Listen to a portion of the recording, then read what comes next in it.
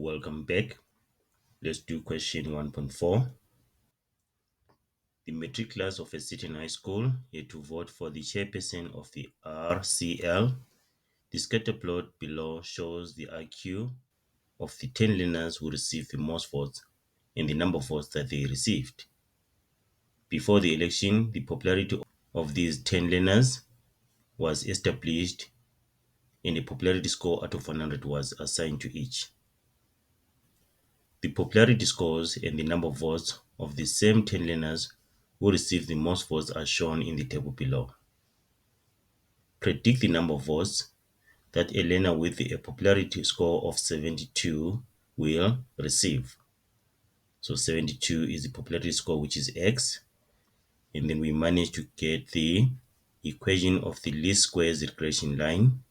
So what we do, where there's x, we put 72. That will allow us to estimate the number of votes using the equation of the least squares regression line.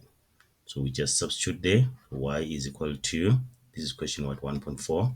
So y is equal to 1,77 plus 0,22 times 72, right? And then y is equal to, you put this in the calculator, you'll get that y is equal to 17,61, meaning that roughly there will be 18 votes.